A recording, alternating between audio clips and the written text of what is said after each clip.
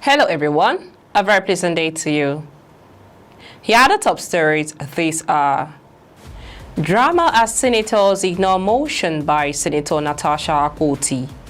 Enugu State Governor Dr. Peter Mbah reveals why he left PDP for APC. On the foreign news, remains of 3 more returned hostages identified as Trump wants Hamas to disarm. A very good day to you and welcome to First News Port Harcourt. I am Becky Usoro. Now the news in details. There was mild drama at the National Assembly on Tuesday when lawmakers in the Senate hesitated to second the motion raised by Senator Natasha Akpoti Udogan concerning the alleged abuse of Nigerian women in Libyan prisons. The senator, who represents Kogi Central under the platform of the People's Democratic Party, PDP, had moved a motion seeking urgent intervention to repatriate Nigerian women said to be languishing in Libyan detention facilities. In her presentation, Akpoti Udogan alleged that several of the detained women were being subjected to sexual exploitation by prison officers and were forced to bear children while in custody. She appealed to the Red Chamber to mandate the Nigerian Immigration Service to work with Libyan authorities for their safe return home. However, after she concluded her motion, the atmosphere in the chamber turned tense when Senate President Godswill Akpabio called for a seconder, a necessary step before debates could proceed. To the surprise of many, no senator, not even among the female lawmakers, initially rose to support the motion. The chamber was momentarily thrown into silence as lawmakers avoided eye contact. It took the Senate leader Opeyemi Bamidele standing up to second the motion before proceedings could continue. Recalls that Senator Natasha resumed at the Senate earlier this month following a 6-month suspension over accusations of sexual assault she leveled on Senate President Godswill Akpabio. You are listening to News on First News Port Harcourt. Let's go for a short break. When we return, we'll bring to you more details as Enugu State Governor Dr. Peter Mbah reveals why he left PDP for APC. On the foreign scene, remains of 3 more returned hostages identified as Trump wants Hamas to disarm. Please stay tuned. Welcome back. In case you're just joining us, you're listening to News on First News Port Harcourt. We now bring you the rest of the news. Enugu State Governor Dr. Peter Mbah has officially announced his defection from the People's Democratic Party PDP to the All Progressives Congress APC, citing long-standing neglect of the Southeast region within the PDP as a key reason for his move. Speaking during a statewide broadcast, Governor Mbah declared that his decision was driven by the desire to align with a political platform that should represent the aspirations and interests of his people. Today, we have made a decision to leave People's Democratic Party and join the All Progressive Congress, he stated. For nearly 3 decades, the PDP and the people of Enugu State walked side by side, yet leadership sometimes demands difficult decisions in pursuit of higher goals.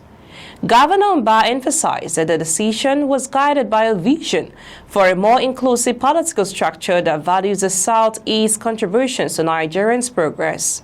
For decades, the Southeast stood behind the PDP, but our voices were too often disregarded, he lamented. Our move to the APC is not betrayal, it is a pursuit of renewed hope and effective representation.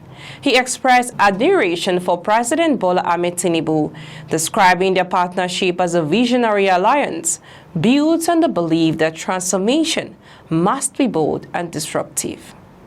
We now move on to the foreign news. The bodies of 3 hostages handed over by Hamas overnight have been named by the Hostages and Missing Families Forum as Tema Nimrodi, Eitan Levy, and Urel Barak. A 4th body transferred to Israel has yet to be named. It comes after Israel warned it would restrict aid into Gaza and delay the reopening of the Rafah crossing until Hamas returned the bodies of all the 28 deceased hostages. The slow return of the dead hostages have provoked anger in Israel, and the Palestinians are increasingly worried that the delay could bring uncertainty to the future of the ceasefire. The remains of 45 deceased Palestinians who had been held in Israel were returned to Gaza on Tuesday, the Red Cross says. In Gaza, the UN aid agency said the challenges to bring in supplies and begin reconstruction are immense. Meanwhile, Donald Trump says if Hamas don't disarm, we will disarm them because they said they were going to disarm. They know I'm not playing games, Trump added. Recall that part of Trump's 20-point peace plan says in Gaza, all military terror and offensive infrastructure, including tunnels and weapon production facilities, will be destroyed and not rebuilt.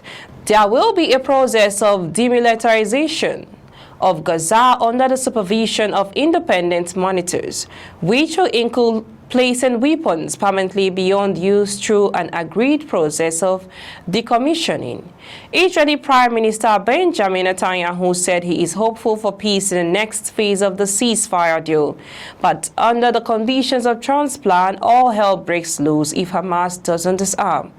Netanyahu said, I hope we can do this peacefully. We're certainly ready to do so. First, Hamas have to give up arms, Netanyahu said, and second, you want to make sure that there are no weapons factories inside Gaza. There is no smuggling of weapons into Gaza. That's demilitarization. Hamas has previously said it will not disarm unless a Palestinian state is established. That's all on the news this hour. We now bring you highlights of the top stories so far. Drama as senators ignore motion by Senator Natasha Akpoti. Enugu State Governor Dr. Peter Mbah reviews why he left PDP for APC.